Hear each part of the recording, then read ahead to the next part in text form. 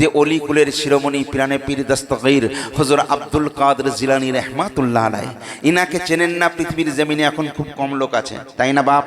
আপনারা জানেন আল্লাহ পাক যত নবী সৃষ্টি করেছেন, এই সমস্ত নবীদের শিরোমণি আপনার নবী, আমার নবী, হুজুরপুর নূর জনাবে মুহাম্মদুর রাসূলুল্লাহ বলুন না সাল্লাল্লাহু আলাইহি ওয়াসাল্লামকে করেছেন, তাই না? তেমন অলিকুলের শিরোমণি হলেন পিরানে পীর দস্তগীর হুজুর আব্দুল কাদের জিলানী রহমাতুল্লাহ আলাইহি। তিনার একটা মুরিদ ছিল, দেখুন সহবতে আউলিয়া, কেউ যদি চোরের সঙ্গে ঘোরে সে চোর হবে, কেউ যদি ভালোর সঙ্গে ঘোরে সে ভালো হবে, কেউ যদি সাধুর সঙ্গে ঘোরে সে সাধু হবে, হবে না? হবে না? তো এই রকম আল্লাহর ওলির সহবতে বহুদিন জীবনযাপন করেছেন। হুজুর গওস পাক তাকে খেলাফতি দিয়ে বলছেন, যাও বাবা নিজের দেশে পৌঁছে যাও। নিজের দেশে গেছেন। একটা শহর ছিল শহরে খামোসা, এটা ইতিহাসের পাতায় আপনারা পড়েছেন এই শহরে খামোসার ঘটনা। শহরে খামোসাই একটা বাদশা ছিল, এই বাদশাটার নাম হলো জুরাবার, এটা হলো জালিম বাদশা। আর এই বাদশার একটা মন্ত্রী যার নাম ছিল হালুকা। যেমন বেঈমান বাদশা তেমন মন্ত্রীও বেঈমান, যেমন বাদশা তেমন মন্ত্রী। দেখছেন না, আমাদেরও যেমন বাদশা তেমন উজির নাজির, সব এক। একটা শিয়াল হুক্কা হুয়া তো সবাই হুক্কা হুয়া, কত কি করে ফেলবে মুসলমানদের। দেখুন ইমান তাজা হয়ে যাবে। তো এই বেঈমান এই বাদশা এত উৎপীড়ন অত্যাচার করছে প্রজাদের উপরে, যখন তখন যাকে তাকে জমি জায়গা ঘর বাড়ি কেড়ে নিত।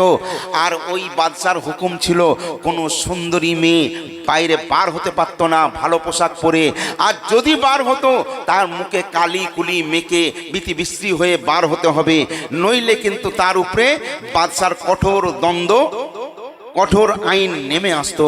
তাই ভয়ে কেউ মুখ খুলতো না, কারণ বাদশার সঙ্গে কে মুখ খুলবে? কারণ বললেই তো আপনাকে বলবে আপনিও বিপক্ষ লোক, মানে আপনি বিরোধী লোক, কাজেই আপনার বিচার করা হবে, হবে না? হবে না? ভয়ে কেউ কিচ্ছু বলেনি, বুঝতে পেরেছেন? তো একটা ওই জায়গায় একটা লোক ছিল, তার নাম রহিম বক্স। সে আল্লাহর ওলি নয়, কিন্তু নেক লোক, সলেহ লোক, 5 ওয়াক্ত নামাজ পড়তো এবং তাহাজ্জুদ গুজারি। তিনি আল্লাহ যতটুকু খাওয়াতেন তিনি খেতেন, না হলে উপবাস হয়ে থাকতেন। বিবি ছিল না, একমাত্র সুন্দরী মেয়েকে নিয়েই সে জীবন যাপন করত। বাদশার নজর পড়ে গেল সেই রহিমের মেয়েটার দিকে, বলছে ওই মেয়েটাকে আমাকে হাসিল করতে হবে। কিন্তু এখন কোনো কিছু হাসিল করতে গেলে তো আইনের কায়দায় ফেলে আপনাকে তোষণ শোষণ করা যাবে, তাই না? আমাদের এখানেও যদি শোষণ করতে চাই তাহলে আইনের আওতাতেই সে ফেলবে, তাই না? বিভিন্ন আইন, এখন তো তাদের মন গড়া আইন, যে আইন কোনোদিন শোনেননি, এখন বাদশা বলছে এই আইন শুরু হয়ে গেছে। আপনি কি বুঝবেন? এটা কড়া আইন, সুপ্রিম কোর্টের আইন, আপনাকে মানতে বাধ্য, তাই না? এখন আপনার নামে ওয়ারেন্ট বেরিয়ে গেছে, দেখবেন আপনার গ্রামে যদি 5000 পুলিশ এসে যায় আপনাকে তোলার জন্য, আপনার পাশের ভাই ব্রাদার আত্মীয় স্বজন কেউ সেখানে আসবে? মুখ খুলবে? বলবে না। আইনের লোক এসেছে, নিশ্চয়ই কোনো একটা ব্যাপার আছে। আপনাকে কেউ কিচ্ছু বলবে না, হিড়ির করে আপনার কোমরে দড়ি বেঁধে সবার সামনে আপনাকে তুলে নিয়ে যাবে, যাবে না? যাবে না? তো এই বাদশা চিন্তা করলো ওই মেয়েটাকে আমি পাবো কি করে। বললো এক কাজ করো, মন্ত্রী সভায় আলোচনা হয়ে গেল, বলল যাও, 2জন লোককে পাঠালো গুপ্তচর, যে ওরা তাহাজ্জুদের নামাজ পড়েও যখন ঘুমিয়ে পড়বে পাহারা দিয়ে থাকবে, যখন ঘুমিয়ে পড়বে ওই রহিম বক্সের জুতোটা সরিয়ে দিয়ে ওইখান থেকে একটু মাটি নিয়ে চলে আসবে। ওই কলে কৌশলে মাটিটা নিয়ে চলে আসা হলো, কাপড়ের মধ্যে জড়িয়ে নিয়ে আসা হলো। এইবারে বাদশা করলো কি, সেইটাকে রেখে দিল। আর সকালবেলা উঠেই ঘোষণা করে দিল যে বাদশার কিছু খাজানা চুরি হয়ে গেছে, চোর এই দেশেই আছে। কি করে খুঁজে পাবে? কোনো ব্যাপার নেই। বাদশার দরবারে 12টা খুনখার কুত্তা, মানে যারা মানুষের গন্ধ পায় এবং মানুষকে ছিঁড়ফাড় করে খায়, এই রকম 12টা বড় বড় কুকুর ফেলে রেখেছিল। এই কুকুরদের কাছে সেই কাপড়টা নিয়ে শুকিয়ে দিল। এবারে কুকুরগুলো ছুটে আসছে, আর বাদশার মন্ত্রী লোকজন হাজার হাজার নিয়ে শহরের মধ্যে দিয়ে আসছে। লোকজন চিন্তা করলো আজকে যখন বাদশা বার হয়েছে কারণ না কারো বাঁশ দেবেই। এমন সময় দেখা গেল রহিম বক্সর ঘরে ওই কুকুরগুলো গিয়ে হামলা শুরু করে দিয়েছে। ভাইরে আমার, ওই রহিম আল্লাহ পাকের দরবারে হাত তুলে কাঁদে, মাবুদ আমি তো জেনে শুনে কারো কোনো অন্যায় করিনি, আমি কি এমন অন্যায় করলাম? এই কুকুরগুলো কেন আমার ঘরের মধ্যে ছুটে এলো? হুকুম দিল, যাও ওই রহিম বক্সকে ধরে নিয়ে এসো। ওই চোর। গ্রামের সব লোকজন বলছে রহিম বক্সর বয়স 70 থেকে 80 হয়ে গেছে, এই লোকটা কোনোদিন কারো চারানা পয়সা নেয়নি, এই লোকটা বড় সৎ বলে আমরা জানতাম। কিন্তু অনেক লোকের অনেক রকম কথা, কেউ ভালো বলবে, কেউ মন্দ বলবে। একটা লোক দুনিয়াতে অনেক ভালো কাজ করেছে, ছোট্ট যদি তার একটা চলার পথে ভুল হয়, ওই ভুলটাকে নিয়ে সারা দুনিয়ার লোক বেশি মাথামাতি করে, তাই না? বলে এই লোকটা সব থেকে খারাপ, এই লোকটাকে আমরা ভাবতাম সাধু, কিন্তু এ সাধু নয়, এ অসাধু, এরম গালি গালাজ করে, করে না? করে না? সব লোকের মুখ চুপ। আর যদি চোর না হবে তো কুকুরগুলো কেন এই রহিমকেই ধরলো, অন্য কাউকে ধরলো না? রহিমের মেয়েটা বার হয়ে এসে বলছে, আমার আব্বাজানকে কিছু বলবেন না, আমার আব্বাজানকে মারবেন না। তখন মন্ত্রী বলছে, এই বেটা একেও টেনে নিয়ে চল, এই মেয়েটাকেও টেনে নিয়ে চল, কারণ মেয়েটাকে তো ভোগ করতে হবে, মেয়েটাকে তো নিতে হবে, মেয়েটাকে কিভাবে নেবে? বাপকে ফাঁসিয়ে দিল। এমন সময় ওই গওস পাকের ওই মুরিদ সে মুরাকাবায় বুঝতে পারলো যে আজকে আমার সামনে, আমার গ্রামে বাদশার মন্ত্রীরা এসে যে অত্যাচার শুরু করেছে, মিথ্যা অপবাদ দিয়ে চোর বলে এইরকম একটা আল্লাহওয়ালা লোককে নিয়ে যাচ্ছে, এখানে প্রতিবাদ করা উচিত। কিন্তু প্রতিবাদের ভাষা তো কারণ নেই, সেই রকম তোমাদের নেক ইমানও নেই, আমলও নেই, প্রতিবাদ করবে কে? এমন সময় ওই পীর সাহেব আল্লাহর বলি ছুটে ছুটে আসছেন, এসে বললেন, হালুকা দাঁড়িয়ে যাও, তুমি বেঈমান, তুমি মিথ্যা বলেছো। এই আব্দুর রহিম কোনো চুরি করতে পারে না। আব্দুর রহিমকে টেনে নিল। হালুকা বলছে, তোমার এত বড় স্পর্ধা, তুমি একে টেনে নিলে? তুমি কি জানো এ চোর, এ আমাদের খাজানা লুট করেছে? বলে, এ কোনোদিন খাজানা লুট করতে পারেনি, তোমাদের আসল রহস্য আমি বুঝে নিয়েছি। এই আব্দুর রহিমের ধুলোকে নিয়ে গিয়েছিলে, আর ধুলোকে নিয়ে কাপড়ের মধ্যে বুলিয়ে সেটা কুকুরের মুখে নাকে শুকিয়ে দিয়েছ। সেই কুকুর এখানে ছুটে এসেছে খাজানার জন্য নয়, এই মেয়েটাকে তোমরা ভোগ করার জন্য, মেয়েটাকে এখান থেকে হাঁটাবার জন্য এই কৌশল করেছো। হালুকা চুপচুপ, হালুকা চিন্তা করছে, এ খবর জানলো কি করে? একজন বলছে, এরা আল্লাহর বলি, এরা অনেক কিছু না জানাতেই জেনে যায়, আল্লাহ এদের জানার ক্ষমতা দিয়েছে, এরা জানতে পারে, কি করা হবে? হালুকা বলল, না, এই বেঈমানকে বেঁধে ফেলো। ভাইরে আমার, ওই পীর সাহেবকে হালুকার হুকুমে একটুখানি ভালো করে শুনুন, ইমানটা তাজা হয়ে যাবে। ওই পীর সাহেবকে সবাই করলো কি, দড়ি দিয়ে ভালো করে বেঁধে ফেললো। আর হালুকা ওই কুকুরগুলোকে, ওই পীর সাহেবের একটু কাপড় ছিঁড়ে কুকুরের নাকগুলোতে শুকিয়ে দিল। এইবারে কুকুরের জঞ্জির খুলে দিল, জিঞ্জির খুলে দিল, চেনগুলো খুলে দিল। ওই কুকুরগুলো কামড়াবার জন্য ছুটে ছুটে যায়, পীর সাহেবের মাংসকে চিড়ফাড় করে খেয়ে নেবে। এমন সময় দেখুন, কিন্তু সেই পীর সাহেব ভয় করেনি, কারণ আল্লাহর প্রতি তার ইয়াকিন আছে, বিশ্বাস আছে। আয় আল্লাহ, তুমি যদি আমাকে বাঁচাও, পৃথিবীর কারো কোনো ক্ষমতা নেই যে আমাকে মারতে পারে, তাই না? অত ইজ্জু মান তাশাও, অত জিল্লু মান তাশাও। হ্যাঁ, ইজ্জতের মালিক কে? হ্যাঁ, আল্লাহ যাকে রাখবে তাকে কেউ মারতে পারবে? কারোর ক্ষমতা আছে? নাই। তিনি বসে বসে নিজের পীর মুর্শিদকে স্মরণ করলেন, পিরানে পীর দস্তগীর হুজুর আব্দুল কাদের জিলানীকে। হুজুর আব্দুল কাদের জিলানী তাকে বললেন, তুমি চোখটা খোলো, খুলে কুকুরের দিকে তাকাও। আল্লাহর ওলির কি কারামাত! সঙ্গে সঙ্গে আল্লাহর ওলিটা যেই কুকুরগুলোর দিকে তাকায়, কুকুরগুলোর চোখগুলো লাল লাল ছিল, সঙ্গে সঙ্গে সফেদ হয়ে গেল, সাদা হয়ে গেল, কুকুরগুলো আর কামড়াতে পারছে না। সঙ্গে সঙ্গে হুজুরের চারিদিকে গোল হয়ে বসে যায়, মাথা নত করে দেয়। হুজুর কুকুরদের মাথায় হাত বুলোতে থাকে। পীর সাহেব বলছে, এই হালুকা, তুই দেখলি আল্লাহ যাকে হেফাজত করে, আল্লাহ এইভাবে তাকে হেফাজত করে। আজকে তোর জঙ্গলি কুকুরগুলো দেখ আল্লাহর হুকুমে চুপ হয়ে গেছে, এরা আমার কিচ্ছু করতে পারবে না। সবাই দেখে অবাক, সবাই জেনে গেল যে হালুকা মিথ্যা অপবাদ দিয়েছিল এই লোকটার নামে। আসলে এই লোকটা এই কাজের কাজই নয়। হালুকা চিন্তা করলো, তাই তো আমরা তো চোখে দেখলাম, এই কুকুরগুলো নত হয়ে গেল, কিছুই বলল না, তখন হালুকা বলল, আমি বুঝে গেছি, এই লোকটা হলো একটা জাদুঘর। এটা প্রত্যেক পয়গম্বরের জামানাতেও ছিল না? আমার নবী যখন আসমানের চাঁদকে দুটুকরো করে দিয়েছিলেন, তো আবু জেহেল বলেছে জাদুকর ছাড়া কি হতে পারে। খাজা গরিব নওয়াজ যখন আনা সাগরের পানিকে শুকিয়ে দিয়েছিল, বলল এ জাদুকর ছাড়া কি হতে পারে। মুসা কালিমুল্লাহকে বলেছিল এ জাদুকর ছাড়া কি হতে পারে। আশাবাড়ি যখন সাফ হয়ে গিয়েছিল, তাহলে প্রত্যেকটা পয়গম্বর, প্রত্যেকটা নবীদের উপরেও এমন খতনা, এমন ইলজাম লাগানো হয়েছে। ইনি তো মামুলি ব্যাপার। এইবারে ওনাকে ধরে নিয়ে যাওয়া হলো বাদশার দরবারে। বাদশাহ জুরাবার খুব ভয়ঙ্কর বাদশাহ। সে তখন বলছে, তোর এত বড় স্পর্ধা, একে এমন শাস্তি দিতে হবে দুনিয়ার মানুষ যেন মনে রাখে। আজকে দেখবেন বর্তমানে আমাদের দেশে একটা বাদশাহ, যেটা উত্তরপ্রদেশ ইউপিতে রয়েছে, সালমান আজহারি বলে একজন বিরাট বড় বক্তা ছিলেন। সারা দুনিয়া সালমান আজহারির ফ্যান হয়ে গেছে। এই সালমান আজহারি এক একটা কথাই হাজার হাজার মানুষ কলমা পড়ে মুসলমান হয়ে যেত। তাই ওই বাদশাহ চিন্তা করলো, ওই জালিম উত্তরপ্রদেশের বাদশাহ, সে বলল সালমান আজহারিকে অ্যারেস্ট করে নাও। সালমান আজহারিকে অ্যারেস্ট করে নেওয়া হয়েছিল, তাই না? কিন্তু রাখতে পারেনি। কারণ ইসলামকে জিন্দা, ইসলামকে খতম করা এত সহজ কথা নয়। আবার ছাড়তে বাধ্য হয়েছিল, কারণ ওহি হোতা হ্যায় जो मंजूरे खुदा होता है। তেমন এই পীর সাহেবকে নিয়ে যাওয়া হলো। বাদশাহ বলল, এক কাজ করো, একে এমন মৌত দেব যেন কোনো মানুষ, এই শহরে খামোসার কোনো মানুষ যেন মাথা উঁচু করে না আমার সঙ্গে কথা বলার সাহস পায়।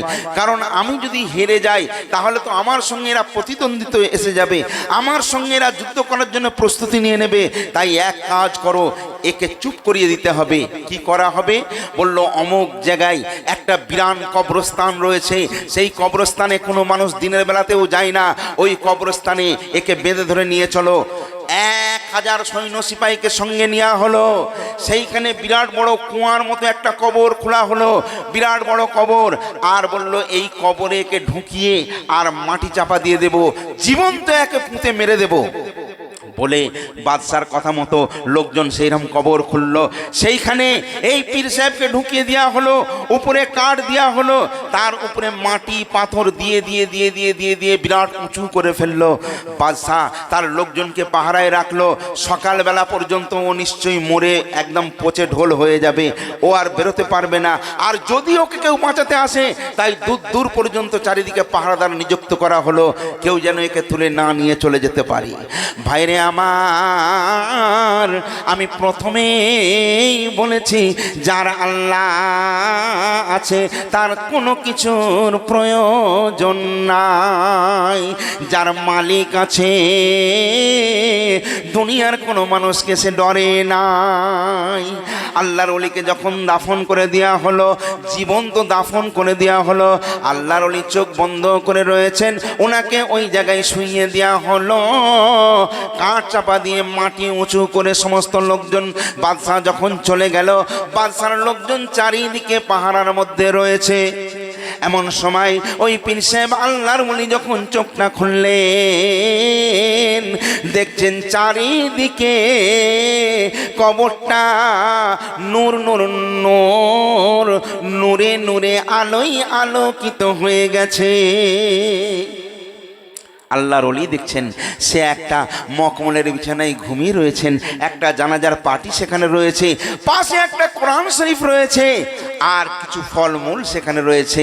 আল্লাহর ওলি আল্লাহর কাছে শুকরিয়া আদায় করছে, আল্লাহ তুমি রহিম, তুমি রহমান, তুমি দাতা, তুমি দয়ালু, এই কথা বলছেন। আর সঙ্গে সঙ্গে কোরআন তেলাওয়াত শুরু করে দিয়েছেন।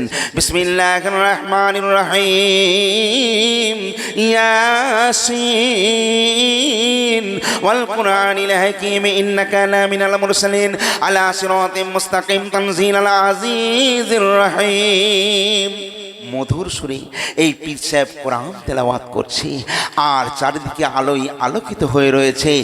যখন সকাল হয়ে গেল, এইবারে বাদশাহ চিন্তা করছে, ও তো নিশ্চয়ই মারা গেছে।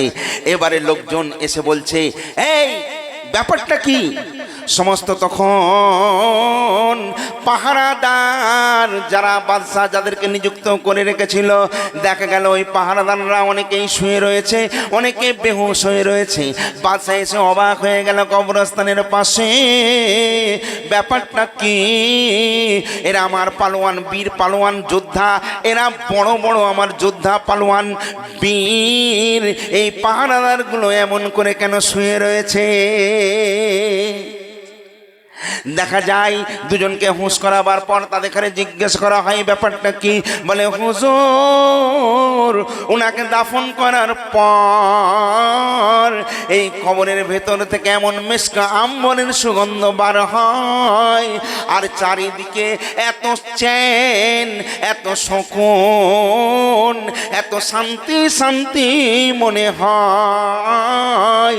আমাদের শরীরটা আস্তে আস্তে অলস হয়ে যায়, আমরা দুর্বল হয়ে পড়ি, আমাদের তলোয়ারগুলো হাত থেকে পড়ে যায়। হুজুর, কেউ কেউ আরামের ঘুমে ঢলে যায়, আবার কেউ কেউ চুপ করে বসে থাকে। হুজুর, ব্যাপারটা বুঝলাম না। ওনাকে তো মেরে দেওয়া হয়েছে, ওনাকে জ্যান্ত কবরে রাখা হয়েছে, কিন্তু খবর থেকে এমন মেশকা আম্বরের সুগন্ধ।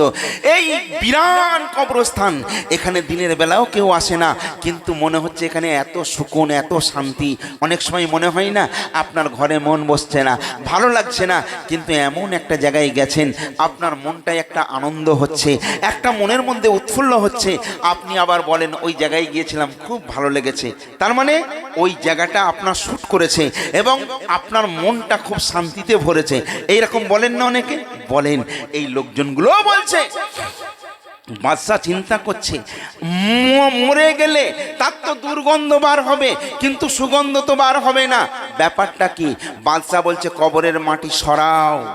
যখন আস্তে আস্তে পুরো কবরটা খুলে ফেলা হলো, দেখলো কাঠ দিয়ে আছে, বলল কাঠগুলো সরাও। যখন কাঠগুলো সরানো হলো, দেখলো কবরস্থানের মধ্যে সেই লাশ নেই, সেই মানুষটা নেই, শুধু গোলাপ ফুল ভর্তি হয়ে রয়েছে, একটা জানাজার পার্টি সেখানে রয়েছে। বাদশা অবাক হয়ে গেল, আর এত খুশবুদার সেই কবরস্থানটা, কবরটা। বাদশা নিজে নামলেন, দেখছেন কবরের সাইডে কোনো গর্ত আছে কিনা।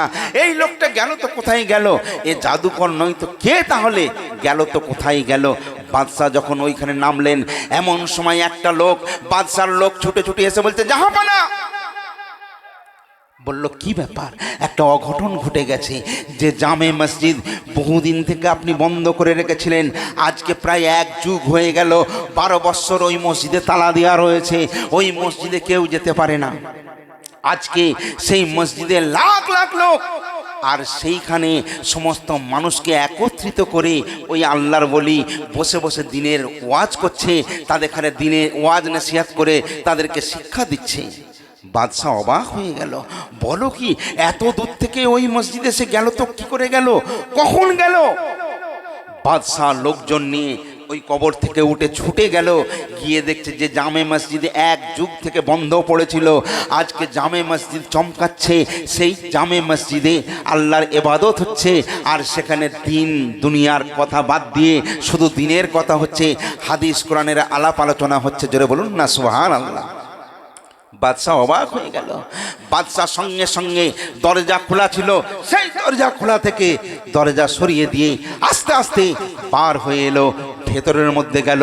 ওই আল্লাহর ওলির কাছে গিয়ে বলল, তুমি তো মস্ত বড় জাদুকর, তুমি কবর থেকে কি করে এখানে চলে এলে?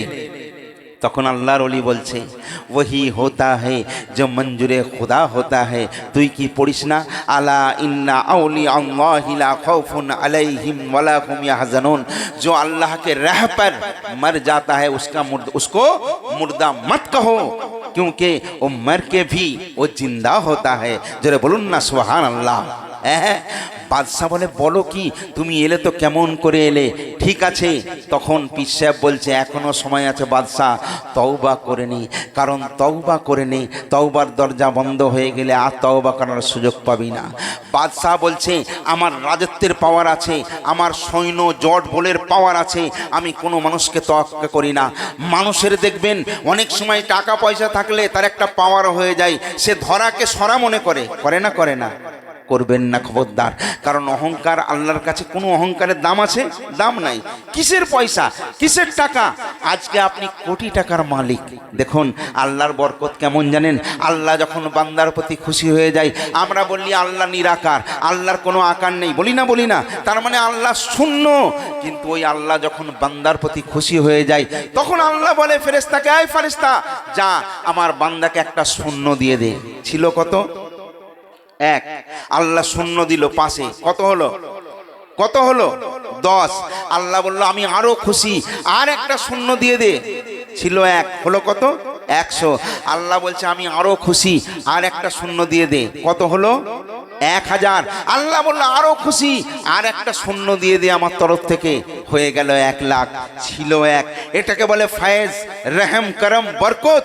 আল্লাহর বরকত একে বলে। বান্দার প্রতি যখন খুশি হয়ে যায়, এককে 1,00,000 করে দিতে পারে, আবার একটা শূন্য দিয়ে কোটি করে দিতে পারে। পারে না?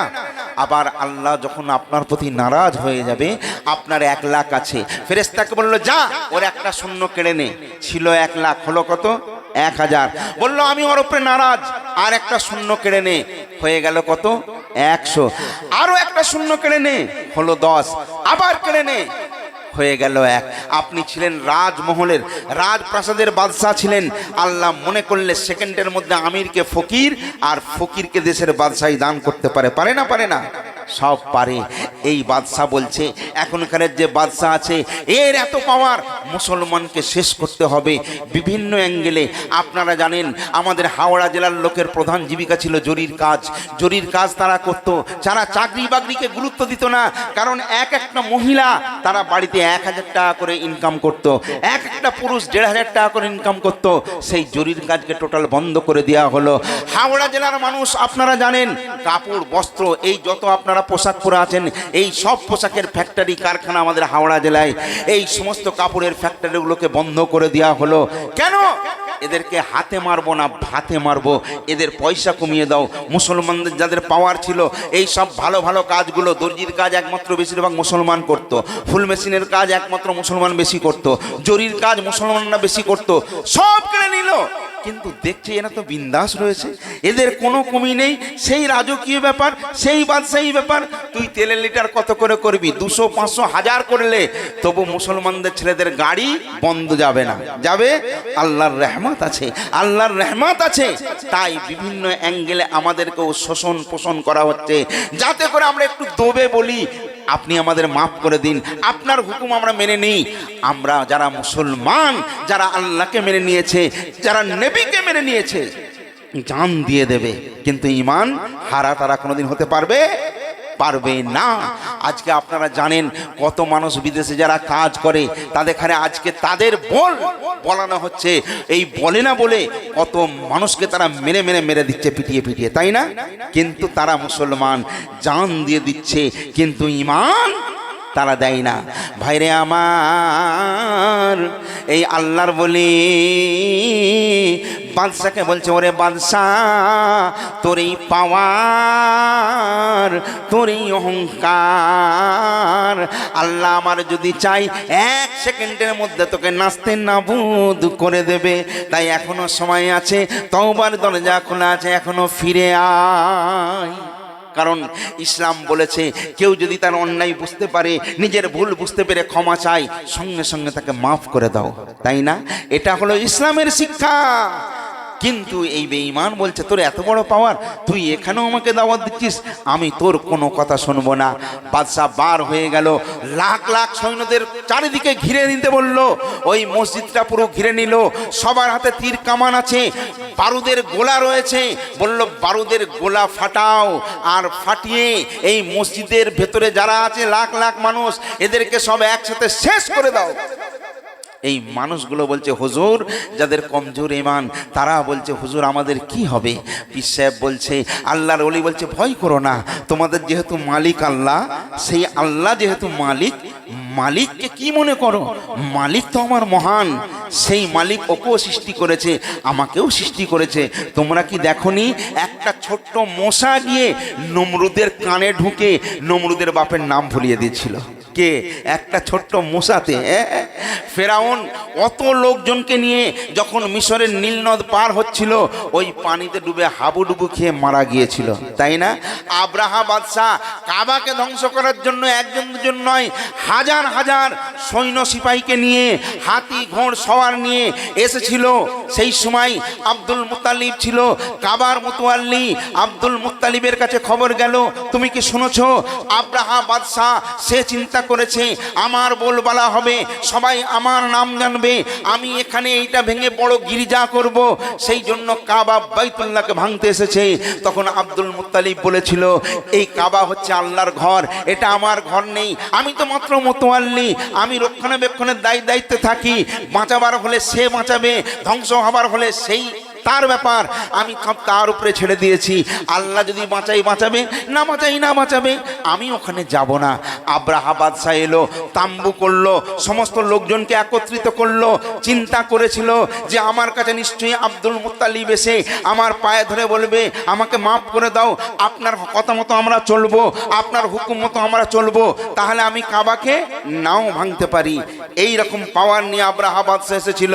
দেখা গেল সত্যি সত্যি আব্দুল মুত্তালিব সেখানে আসছে। সব লোক খবর দিল, কাবার যে মুতওয়াল্লি আজকে সে আপনার কাছে আসছে।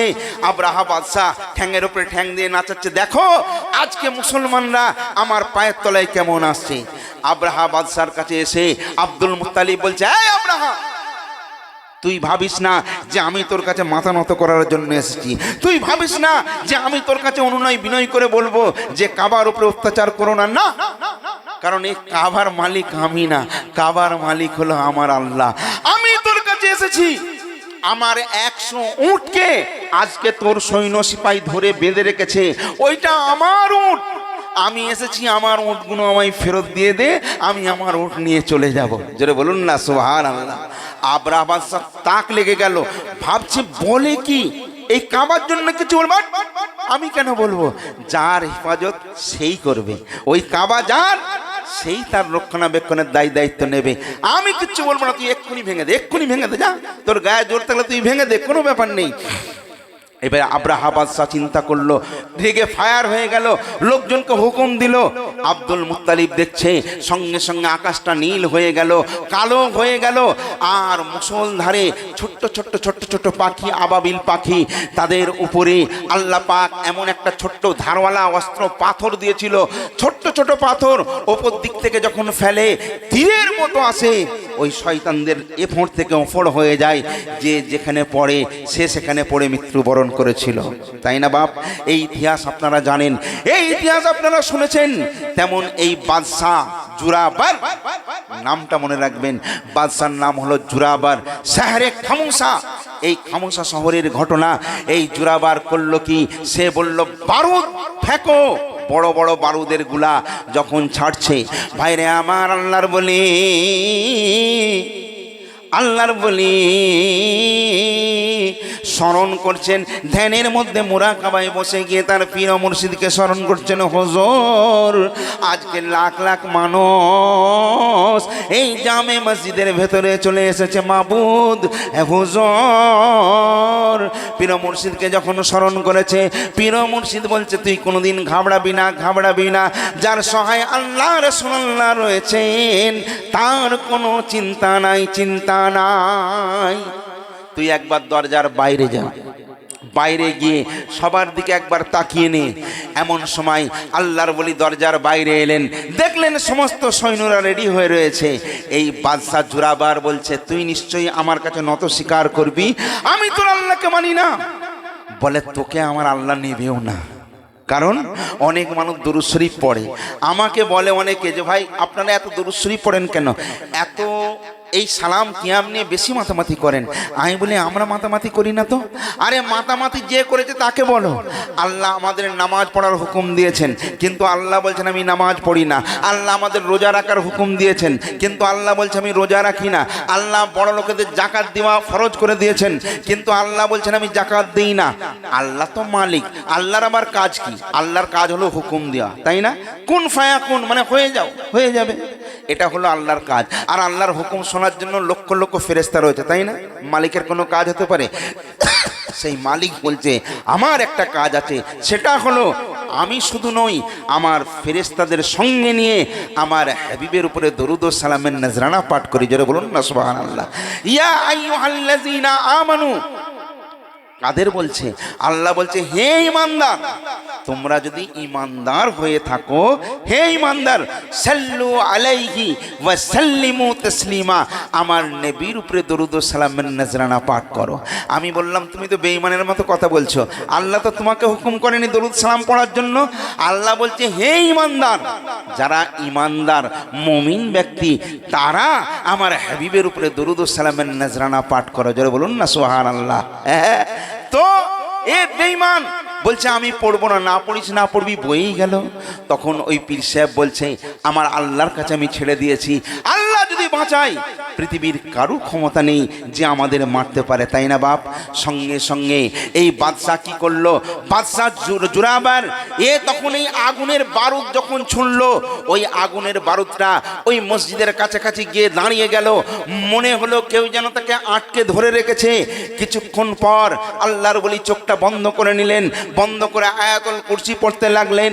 সঙ্গে সঙ্গে ওই বারুদটা ঘুরে গেল, ঘুরে গিয়ে বাদশার লোকজনের উপরে পড়লো, সব তছনছ হয়ে গেল। সমস্ত লোকজন পড়তে শুরু করে দিয়েছে, চারিদিক থেকে শুধু আগুনের জ্বালজ্বালা। এইবারে মসজিদ থেকে সব লোকজন বার হয়ে এসছে, দেখছে ওই বাদশাহ জুরাবার সে সওয়ারি থেকে পড়ে গেছে, আর মাটি থরথর করে কাঁপছে। সঙ্গে সঙ্গে ভূকম্পন শুরু হয়ে গেল, মাটি আস্তে আস্তে ফাঁকা হয়ে যাচ্ছে। সেখানে জুরাবার সেইখানে পৌঁছে গেছে, হাত দুটো উপরে আছে, মুখটা উপরে আছে, বলছে হে আল্লাহর ওলি, তুমি আমাকে মাফ করে দাও, আমার ভুল হয়ে গেছে, আমায় মাফ করে দাও। আল্লাহর ওলি বলছে ফেরাউনও বলেছিল এই মুসা কালিমুল্লাহ, তুমি আল্লাহ আমাকে মাফ করে দাও, আমি ঈমান আনবো, আমি প্রতিশ্রুতি দিচ্ছি। তখন মুসা পয়গম্বর বলেছিল যে হে ফিরাউন, তওবার দরজা তোর জন্য সারা জীবনের মতো বন্ধ হয়ে গেছে, আর কিছু হবে না। ভাইরে আমার, আল্লাহর বলিকে যখন অনুনয় বিনয় করে জুরাবার বলে আমার অন্যায় হয়ে গেছে, আমার ভুল হয়ে গেছে, আমায় মাফ করে দাও, আল্লাহর বলি বলে তোমার তওবার দরজা বন্ধ হয়ে গেছে। ভাইরে আমার, কিতাবের মধ্যে পাওয়া যায় ওই জুরাবার, ওই মাটি, ওই জুরাবার তার মন্ত্রী হালুকা সহ বহু মানুষকে মাটির মধ্যে গ্রাস করে নিয়েছিল। আল্লাহর বলির দোয়া, সমস্ত লোকজন বেঁচে গেল। শহরে খামোশা নতুনভাবে আবার তৈরি হলো, আর কোনো মানুষকে ভয়ে ভয়ে থাকতে হতো না। তারা দিন রাত আল্লাহ শুকরিয়া আদায় করত, আল্লাহর পথে চলতো, রাসূলুল্লাহর পথ মোতাবেক জীবনযাপন করত। তাদের ওপরে কোনো একটা দুঃখের আঁচও আর আসতে পারেনি। আমার বলার উদ্দেশ্য হলো, শোনা ভাই, আজকে বিভ্রান্তের মধ্যে আপনি যাবেন না। আজকে মিডিয়া খুললে এ একটা খবর বলছে, ও একটা খবর বলছে, ইউটিউবার একটা বলছে, ও একটা বলছে। আমার একটা বন্ধু চিন্তা করছে হায় হায় আমার কি হবে, আমাকে তো বলেছে 6টা ছেলে, কি করে 6টা ছেলে হয়? হ্যাঁ, 3টে ছেলে মেনে নেওয়া যায়, 6টা ছেলে। সে চিন্তা করছে আমার তো 6টা ছেলে, তাহলে আমাকে তো এখান থেকে পাঠিয়ে দেবে অন্য জায়গায়। আপনার মালিককে আপনি ছেড়ে দিয়েছেন, মালিকের সঙ্গে সম্পর্ক নেই। মালিকের সঙ্গে সম্পর্ক থাকলে আপনার মন ওই কথা কোনোদিন বলতো না। আপনার মন এইটাই বলতো হিল্লাই রুজি বাহানাই মৌত, আল্লাহ যেখানে আমার মৌত রেখেছে, মৌত আমার সেখানেই হবে। আপনি আল্লাহর পথের প্রতীক হয়ে যান, আপনি রাসূলুল্লাহর পথ মোতাবেক জীবনযাপন করুন। কোনো অন্যায়, কোনো জুলুম, কোনো অত্যাচার আপনাকে গ্রাস করতে পারবে না। পারবে না। কাজেই আল্লাহর হয়ে যান। আসলে আমরা ডাকতে জানি না ভাই। অনেক মানুষ আছে বলে হাঁস পুকুরে ডুবলে গেঁড়ি পাই। তুমি যে এতদিন ধরে নামাজ রোজা করছো পেলে কি? এর মধ্যে অনেক কিছু সে পাচ্ছে, কিন্তু সে বলতে পারে না। তবে আমরা যারা নামাজি হয়েছি, আমরা যারা রোজাদার হয়েছি, আমরাও অনেক ডাকছি। যত নামাজ পড়ছি, যত রোজা রাখছি, সেই গরিবই আর আমাদের কাছ থেকে যাচ্ছে না। কারণটা কি? কারণটা কি? কারণ একবারও নিজের বুকে হাত দিয়ে ভেবে দেখেছেন? একবারও নিজের মনকে জিজ্ঞেস করেছেন যে আমি যা করছি, ইবাদত বন্দেগী যা করছি সঠিক করছি তো? আমি নামাজ পড়বো, আমি মিথ্যে কথা বলবো, আমি রোজা রাখবো, আমি হারাম জিনিস ভক্ষণ করব, আমি ইবাদত করব, আমি মানুষের বাঁশ দেব, আচ্ছা ওই ইবাদত আল্লাহর দরবারে গৃহীত হবে? হবে হবে হবে না। তাহলে আপনি এমন একটা মুমিন হতে হবে, আল্লাহ বলছে হে ইমানদার, ইমানদার হতে গেলে কতগুলো জিনিস আপনার মধ্যে থাকতে হবে। আপনার কাছ থেকে কোনো একটা প্রাণী যেন বিন্দুমাত্র আঘাত না পায়, কষ্ট না পায়। আপনি যদি কারো উপকার করতে না পারেন কোনো ব্যাপার নেই, কিন্তু কমসে কম তার অপকার করবেন না, তার পাশে গিয়ে একটু দাঁড়ান, আহা উহু এইটুকুই যদি করেন আলহামদুলিল্লাহ, ওতেই সে শান্তি পেয়ে যাবে। কোনো মানুষের মনে কষ্ট দেবেন না, কারণ আমরা ডাকতে জানি না।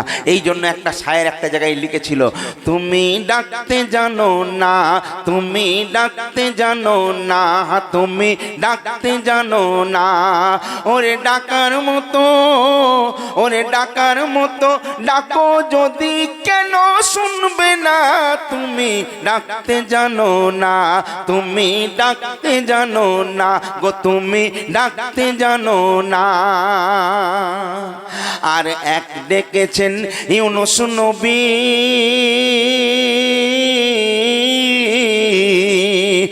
মাছে তারে দেখো ধরে নিল গিলে। আল্লাহর পয়গম্বর ইউনুস পয়গম্বর যখন সমুদ্র দিয়ে যাচ্ছিলেন, এমন সময় নৌকা উল্টে তিনি যখন সমুদ্রের অতল তলে চলে গিয়েছিলেন, বড় মাছ তাকে গিলে নিয়েছিল।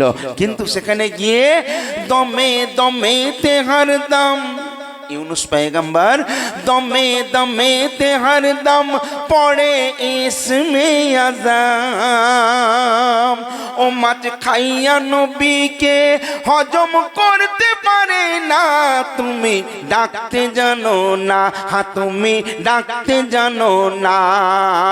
ডাকার মতো, ওরে ডাকার মতো ডাকো যদি কেন শুনবে না, তুমি ডাকতে জানো না গো, তুমি ডাকতে জানো না। বুঝলেন না? তাহলে ডাকার মতো আমাদের ডাকতে হবে সোনা ভাই। এই দুনিয়া ক্ষণিকের। আজকে বড় ভালো লেগেছে যে আমার শুক্কুর ভাই, আমার মোহাব্বতের ভাই, আমার ইউসুফ ভাই, আপনারা জানেন আমার ইউসুফ ভাইয়ের সঙ্গে বহু দিনের আমার সম্পর্ক। উনি যখনই আমাকে ফোন করে ডাকেন আমি সেখানেই চলে আসি, চেষ্টা করি ডাকে সাড়া দেবার জন্য। কারণ ভালোবাসা খুব সহজ, ভালোবাসা নেভানোটা খুব কঠিন, তাই না? আজকে আমরা মুখে ভালোবাসি, কিন্তু ভালোবাসতে গেলে অন্তর দিয়ে ভালোবাসা লাগবে। এই জন্য একটা জায়গায় আমি লিখেছিলাম, ভালোবাসার মতো ভালোবাসলে তারে কি গো ভোলা যায়। ভালোবাসার মতো ভালোবাসলে তারে কি গো ভোলা যায়। কেউ যদি কাউকে ভালোবাসে তার জন্য এই জীবনটাও তুচ্ছ হয়ে যায়, যায় না? যায় না? আর ভালোবাসা না থাকলে ও মরছে, ওকে মরতে দে, হয় না? হয় না? তাহলে ভালোবাসাটা যেমন মানুষের সঙ্গে রাখেন, আল্লাহ এবং রাসূলুল্লাহর সঙ্গে সেই মোহাব্বত, সেই ভালোবাসা আপনাকে আমাকে রাখতে হবে। হবে না? হবে না? যদি রাখতে পারি তাহলে ইহকাল আলোয় আলোকিত হবে, পরকালও আলোয় আলোকিত হবে। আপনি যদি মনে করেন আমি নামাজ পড়েই পার হয়ে যাব, রোজা রেখেই পার হয়ে যাব, না, আপনার আদব আখলাক চরিত্র কথাবার্তা সব কিছু ইবাদতে গণ্য হবে, তাই না? যদি সেই রকমভাবে আপনি চলাফেরা করেন, কাউকে ভয় করার দরকার নেই। ভয় করুন তো আপনার মালিককে ভয় করুন, ইনশাআল্লাহ আপনার কামিয়াবি আপনার পেছনে ছুটবে। আমাকে আমার বাপ বলতো, বলে এই পয়সার পেছনে কোনোদিন ছুটবি নি, কারণ পয়সাকে দেখে লাথি মারবি। তুই পয়সার উপযুক্ত হয়ে যা, পয়সা তোর পেছনে ছুটবে। পয়সার পেছনে যত ছুটবেন আপনি মার খেতে থাকবেন।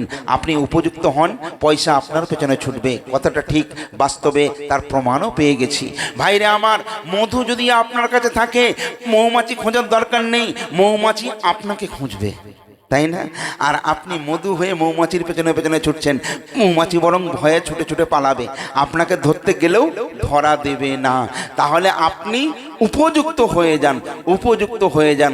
উপযুক্ত কাকে কিভাবে হবেন না, আপনি রাসূলুল্লাহর মহব্বত অন্তরের মধ্যে রাখুন, আর আল্লাহর ভয় আপনার অন্তরে রাখুন। ইনশাআল্লাহ ইহকাল এবং পরকাল দুটোই কামিয়াবিতে পরিণত হবে। জোরে বলুন সুবহানাল্লাহ। একবার দরুদ শরীফ পড়েন, আল্লাহুম্মা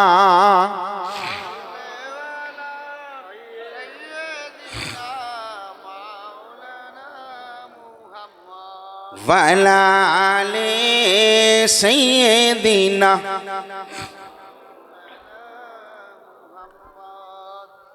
আজকে আমার ইউসুফ ভাই বিশেষ করে বলছিলেন, নজরুল ভাই আজকে দু একটা গজল পড়বে।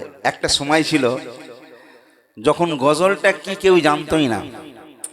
আমি এবং আসলাম হাবিব আমরা দুজনে গজল গাইতাম। আমার নানা সৈয়দ নাসিম বারি সাহেব উনি আমাদের বললেন, চল আজকে বাঁকুড়ায় নিয়ে যাব। সর্বপ্রথম আমাদের দুজনকে বাঁকুড়ায় নিয়ে গিয়েছিল, গিয়ে এলান করে দিল যে আজকে গজল হবে। তো গ্রামের লোকজন বলছে গজল মানে কি? গজল মানে ঢোল, দিগি তাবলা, কাঁসি, হারমোনি। কই? বলে দৌড় ভাই, ওই গজল নয়। অ্যাকচুয়ালি গজল, গজল যেটা হারমোনির সঙ্গে হয় ওটাকে গজলই বলে। আমরা যেগুলো গাই এগুলো গজল নয়, এগুলো আমরা আল্লাহর প্রশংসা করাকে আমরা হামদ শরীফ বলি, নবীর প্রশংসা করাকে আমরা নাতে রসুল বলি, গওস পাকের শানে কোনো জিনিস কিছু গাওয়াকে কাসিদা বলি, খাজা গরিব নওয়াজের শানে কিছু গাওয়াকে রিন্দানা বলি, কোনো অলি আল্লাহর শানে কিছু গাওয়াকে মনকাবাত বলি, ইমাম হোসেন পাকের শানে কিছু গাওয়াকে শহীদি বলি। এবারে এত রকম ব্যাপার, এই সব কিছু একসঙ্গে করাতে গিয়ে আমরা বলি বাংলা গজল। এর মধ্যে কোনো মিউজিক থাকে না। তোমার নানা বললো তোরা এসব বুঝবি না, শুনে তো দেখ। তারা বলতে ইয়া আবার কি জিনিস, নতুন জিনিস। তো বাঁকুড়া, আমরা সর্বপ্রথম বাঁকুড়া মনে আছে জায়গাটার নাম হচ্ছে পালবাঁধা। এখানে গিয়ে আমি আর আসলাম হাবিব দুজনে গজল গিয়েছিলাম। লোক শুনে বললো বাহ, খুব ভালো, তো এইরকম গজল হয়। উনি আমাদেরকে নিয়ে মেদিনীপুর, বাঁকুড়া, বীরভূম, জলপাইগুড়ি, কুচবিহার বিভিন্ন জায়গায় নিয়ে গেছেন, গজল শুনিয়েছি। লোক খুশি হয়েছে। এক একটা সময় গজলেরই প্রোগ্রাম। এখনও আমাদের ওখানে শুধু গজলের প্রোগ্রাম হয়, সারা সারা রাত গজলের প্রোগ্রাম। এখানেও যখন আসতাম মাঝে মাঝে অভ্যাস ছিল, গাইতাম। তো লোকে বলতো ভাই এই খালি গজল গাও, এই গজল ফজল চলবে না। ইউসুফ ভাইয়েরও এখানে এসেছি, তাই না? ইসকে হাবিবকে আমি নিয়ে এসেছিলাম, মনে আছে? ইসকে হাবিব, কবি গুলজার, আসলাম হাবিব, মানে সবাই এসেছিলাম। কিন্তু গজল অতটা কেউ গুরুত্ব দেয় না। এখন সব গজল। আল্লাহর রহমত, আমার একটা গজল সারা বিশ্বে ভাইরাল হয়েছিল, শুধু নদিয়ায় নয়, মানে সারা বিশ্বে। এবার আপনি বলবেন কি গজল? সেই গজলটা আমি একটা লাইন বলবো, আপনারা একটা লাইন বলবেন। কি রাজি আছেন তো? এখন আপনি বলবেন ভাই গজলটাই তো জানলাম না, কিন্তু আমি বলছি সারা বিশ্ব ভাইরাল, মানে আপনি জানবেন না, এটা কোনোদিন হয় না। তাহলে আমি একটা লাইন বলি, তারপর আপনি একটা লাইন বলবেন। আমি লিখেছিলাম কুরআন মধুর বাণী, দেখেছেন? তারপর আমার মন ভরে যায়, কুরআন মধুর বাণী, আমার মন ভরে যায়। শোনো মুমিন মুসলমান, পড়ে দেখো না কুরআন, কত শান্তি পাওয়া যায়। কুরআন মধুর বাণী। এই গজলটা শোনেননি? সব শুনেছেন? আলহামদুলিল্লাহ। এটা আমার মেয়ে বেবি নাজনীনের। আসলে বাপ তো শিল্পী, এবার আমার ছেলে আরিফ সাগরও গাইত। আমার মেয়ে ও রবীন্দ্রসঙ্গীত স্কুলে পড়ে, MA পাস করেছে। তাই বলি এইসব ছেড়ে দে, তুই বরং তো দাদার মতো নাচ পড় না। পড়তে পড়তে আল্লাহ ওকে এমন একটা জগৎ দিয়েছে, এখন সারা ভারতবর্ষের মধ্যে ও 1 নম্বরে আছে। আপনি ইউটিউব, এখন তো নেটের ব্যাপার, মিথ্যে কথার ব্যাপার নেই। আপনি মোবাইল খুললে যদি বেবি নাজরিন সার্চ করেন, শুধু মিলিয়ন মিলিয়ন লাখ লাখ। আপনারা হয়তো জানেন না এই গজলটা আমি লিখেছিলাম, কারণ ওর গজলের শেষেও আছে SM নজরুল বলে, নেই?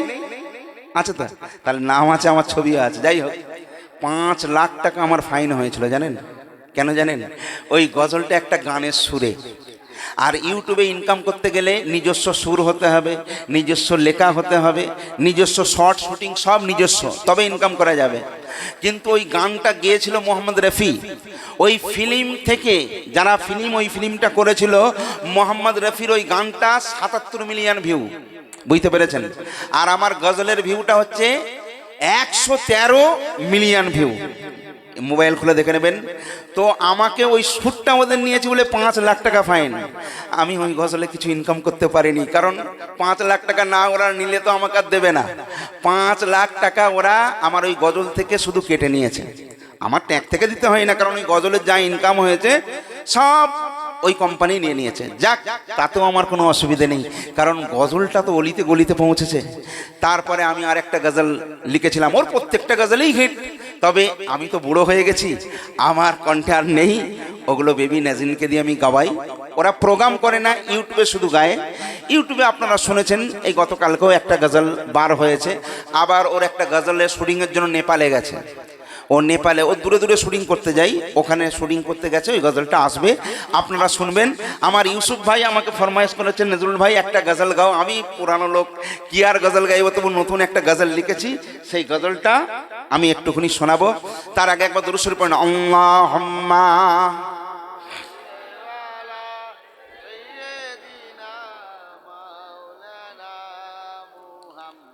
ওয়া আলা আলি সাইয়্যিদিনা।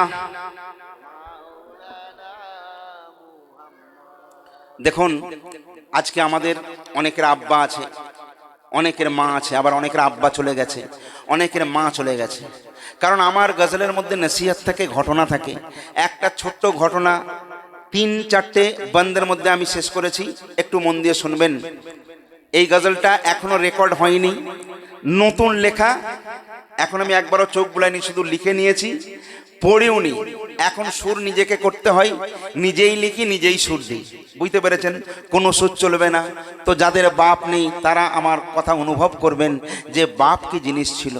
আজকে বলুন, ঈদের ময়দানে, ঈদের সময় বাপ আমাদের জন্য নতুন নতুন কাপড় কিনে দিয়েছে, কিন্তু বাপের গায়ে ছেঁড়া জামা। লোকে জিজ্ঞেস করছে, তুমি তো একটা নতুন কাপড় কিনতে পারতে। বাপ বলছে, আমার ছেলেদের হয়েছে, ওতেই আমি খুশি, আমার নতুন জামার প্রয়োজন নেই, তাই না? এটাই হলো বাপ। সেই বাবাকে কজন খেয়াল রাখে? এই জন্যই বলেছি, আর বাবা মানে কি নিয়ামত জানো কি তুমি, বাবা মানে কি নিয়ামত জানো কি তুমি, যার বাবা আছে এ ধরায় সেই সবার দামি, বাবা মানে কি নিয়ামত জানো কি তুমি, বাবা মানে কি নিয়ামত জানো কি তুমি। আজকে আমি শোনাই শোনো এমন কাহিনী, বুক ফেটে ওই ঝরবে জানি তোমার চোখে পানি, বুক ফেটে ওই ঝরবে জানি তোমার চোখে পানি।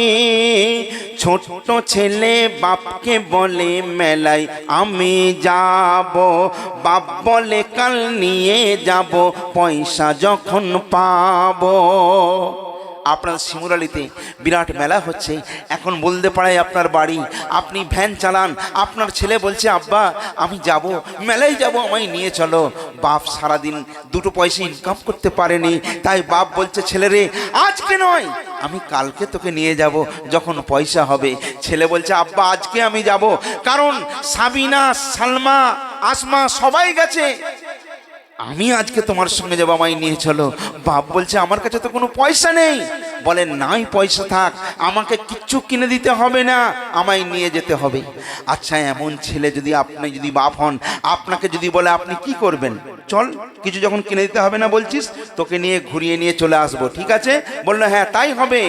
আর বাপ বলে, কাল নিয়ে যাব পয়সা যখন পাবো, আজকে আমি পারবো না বাপ, সবর ধরো তুমি, বাবা মানে কি নিয়ামত জানো কি তুমি।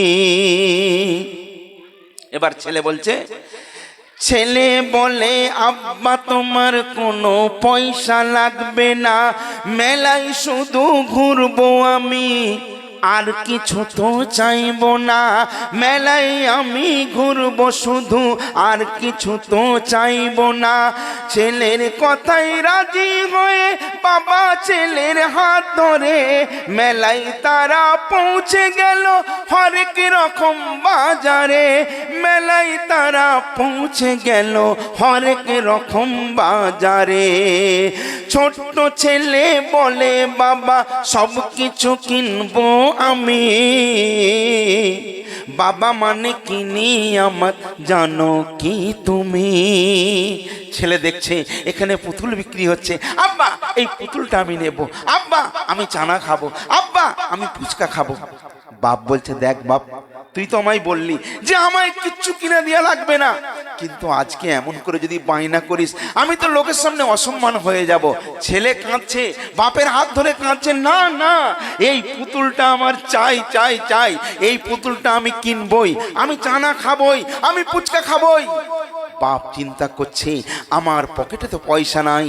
ছেলে কি বলছে দেখেন, আর ফুচকা খাবো চানা খাবো কিনবো কত পুতুল রে, ফুচকা খাবো চানা খাবো কিনবো কত পুতুল রে, সব কিছু দাও কিনে আব্বা এই বলে বাইনা ধরে।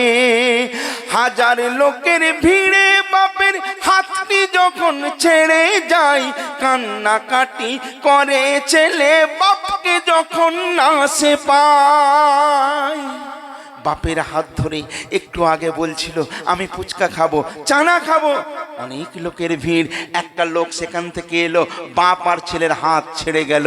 আর ছেলেটা বাপকে বলছিল এতক্ষণ ধরে, এখন বাপটা তার হাত থেকে হাত ছেড়ে চলে গেছে, বাপকে ছেলে খুঁজে পাচ্ছে না।